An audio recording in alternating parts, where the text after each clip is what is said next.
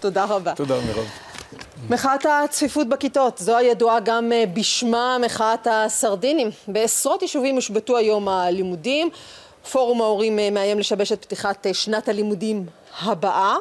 אנחנו עוד לא סיימנו את זאת, ובעניין הזה יש לנו שני אורחים באולפן שלנו בתל אביב. אלי ישראלי, יושב ראש ועד ההורים במועצה האזורית ברנר, ויעל לידור לוי, אמא לשני ילדים, שני סרדינים, אם נשתמש במונחים האקטואליים. שלום לכם. שלום, ערב טוב. אלי ישראלי, אז השבתתם היום, אתם מתכננים להשבית עוד, הקראתי עכשיו לשבש את פתיחת שנת הלימודים הבאה, איפה עומדים הדברים בדיוק? קודם כל אנחנו השבתנו היום, ותרשי לי לומר ולפתוח במשפט ש32 זה לא בשמיים. אנחנו מדברים על החלטת ממשלה מ-2008 שטרם יושמה במלואה. אנחנו מדברים על החלטה ועל ועדה נוספת שקמה בראשות מנכ"לית משרד החינוך בהמלצתו של השר פירון, שוועדת שמחון שאת מסקנותיה הניחה על שולחנה של המנכ"לית בינואר השנה, והמנכ"לית מסרבת לפרסם את ההמלצות. יכול לומר לך בוודאות שמספר 32 מספר שעובד שם כחוט השני בנושא כל ההמלצות של הוועדה הזאת, ואנחנו לא מבינים למה מדינת ישראל לא מצליחה להגיע למסקנות והמלצות. אתם לא מבינים? שאלתם ומה ענו לכם? השאלות אגב נשאלות, אנחנו נפגשנו פעמיים עם המנכ"לית, היו משפטים שמבחינתנו היו ממש קצת מנותקים, משפט של לא בטוח ששווה להשקיע בנושא הצפיפות במדינת ישראל, יש צרכים אחרים למערכת החינוך. אני חוזר ואומר שהנושא של אגב עלויות שחוזר עוד פעם ועוד פעם על ידי כתבים, נתונים שמועברים על ידי משרד החינוך, ברגע שוועדת שמחון המלצותיה יפורסמו, אנחנו נגלה שהסכומים שעליהם מדברים למימוש ההמלצות הם ממש סכומים פעוטים יחסית ל10-15 מיליארד שקלים שמציינים, אלא פחות, אנחנו מדברים על מספר מיליארדים בודדים של 2-3 מיליארדים.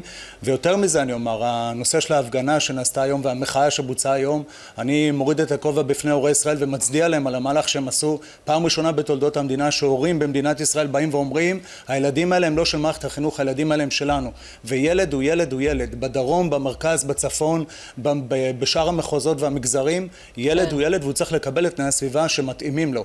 ולכן ההפגנה היום והמחאה שהייתה היום היא פרומו, עשינו אותו בסוף שנת הלימודים. פרומו למה? זה כאקט פתיחה ל1 לספטמבר. אגב, תהליכי המחאה שלנו, אנחנו כרגע מגבשים אותם להמשך. יש לנו גם התייחסות משפטית לנושא המאבק, להתייחסות להחלטות של משרד החינוך, המלצות של בתי המשפט לגבי מה נדרש לעשות עם ההמלצות האלה. כל הסוגיות האלה יובאו בפני גם התקשורת ובפני שר החינוך וראש הממשלה. ואני בא וקורא להם, חוזר ואומר, כפי שאנחנו אומרים כל הזמן. אגב, בכל הזדמנות שמשרד החינוך או כל גורם אחר קרא לנו לשיחה, הגענו, דיברנו, שוחחנו והיינו מאוד פתוחים. ציפינו לאיזשהו תהליך מתקדם. ברגע שהדבר הזה לא נעשה... יש לכם איזושהי פגישה עתידית אולי עם מנכ"לית המשרד, אולי עם שר החינוך בעצמו, איזשהו דיון... בשתי הפגישות האחרונות שהיו יצאנו עם היד ריקה. למעשה כל תהליך שהיה שם היה תהליך שלא נתן שום דבר. אחרי ועדת שמחון ציפינו שהתהליך הזה ממש יבוא לידי ביטוי, אבל ברגע שקראו לנו עוד פעם לסוג של ועדה, ואגב התכוונו לקחת בחלק, אבל לא זומנו אליה. הדבר היחיד שעושים כרגע זה מדברים עם ארגון ההורים, שמייצג בערך 13 יישובים במדינה. אני מזכיר שאנחנו מייצגים כרגע מעל 130 יישובים. תכף נגיע לעניין הזה של ועד ההורים היישובי וועד ההורים הארצי, אבל אני רוצה רק לדבר עם יעל לידור לוי ששומעת את הדברים, אבל גם חיה אותם בבית. יעל, ואת פעילה בהפגנות, מגיעה להפגנות, משתתפת בשביתה, נכון?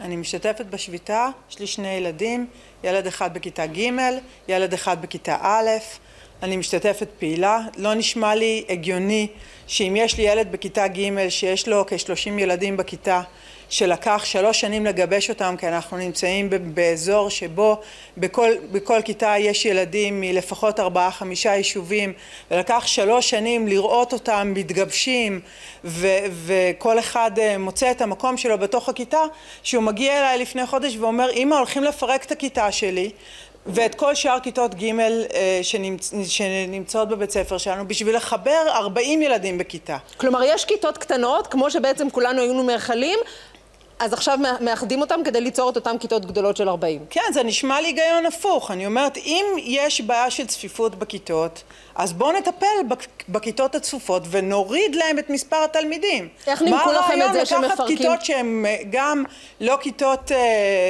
קטנות, אלא כיתות שיש בהן 30-32 ילדים, ולהוסיף להם ילדים. אני לא מבינה את ההיגיון. איך נימקו לכם את ההחלטה הזו של לפרק את אותן כיתות קטנות אופטימליות לכאורה? אמרו שזה החלטה של משרד החינוך. זה מה שאמרו לנו. ויש לך עוד ילד שהוא בכיתה כיתה צפופה מה שנקרא, את מרגישה הבדל? את מרגישה בבעיות שנתקל בהן ביום יום? קודם כל, הילד שלי הקטן הוא בכיתה א', אז מבחינתי הייתה לי את החוויה בעיקר גם מול המורים. הייתה מורה שהייתה לה כיתה של פחות מ-30 ילדים ומורה שיש לה 40 ילדים.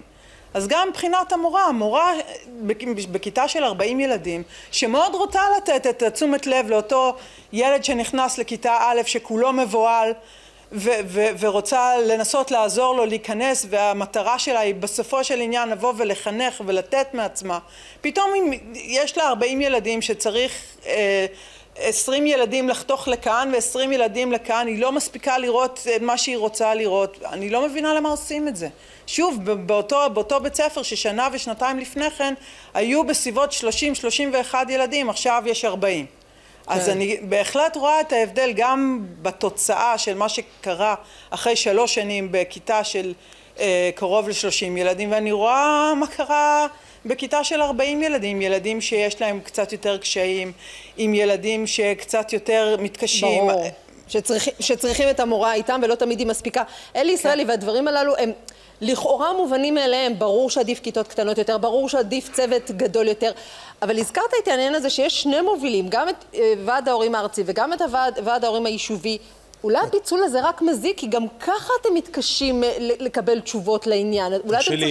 תרשי לי לתקן, מירב, אין פה 2 שמייצגים. למעשה יש גוף אחד שמייצג קרוב למעל 160 יישובים היום במדינת ישראל, עליו אנחנו החלטנו והתאגדנו בכל מה שקשור לחינוך במדינת ישראל, אם זה היה גם בנושא 45 דקות לנושא בגרויות, סייעת שנייה לגנים ועוד הרבה נושאים שאנחנו מטפלים.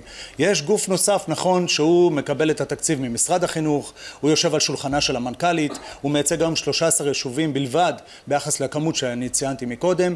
אגב, הם במפורש אומרים שהם לא מתכוונים להיכנס לשום מאבק עם משרד החינוך או שום עמדה שבאה ואומרת, אלה הדרישות שלנו כהורים, אלא כשאת שומעת אותם ושומעת אותם מדברים, מרגישה כאילו נציג משרד החינוך מדבר, ולא ככה מייצגים מורים במדינת ישראל. יתרה מכך, אין לנו שום מאבק אגב עם משרד החינוך, אנחנו לא נלחמים במשרד החינוך, אנחנו באים ואומרים לשר החינוך, אנחנו איתך, אנחנו מושיטים את היד להידברות, אין לנו שום צורך, אתה שר החינוך שלנו, אתה שר החינוך של כל מדינת ישראל. קח את המושכות, קח את הנושא לטיפול, שב איתנו להידברות, אין לנו שום כוונה להמשיך את הדבר הזה, אלא אם כן, יתעלמו מאיתנו. והילדים, אני חוזר ואומר, הילדים האלה הם הילדים שלנו. אתה שר החינוך שלנו, אתה צריך לתת מענה גם לאוכלוסיית ההורים וגם לאוכלוסיית הילדים. טוב, אנחנו נחכה לשמוע יחד איתכם מה אמר שר החינוך נפתלי בנט. יעלי דור לוי ואלי ישראלי, תודה רבה לשניכם, אנחנו כמובן נמשיך ונעקוב אחר הנושא הזה, מחאת הסרדינים. אתמול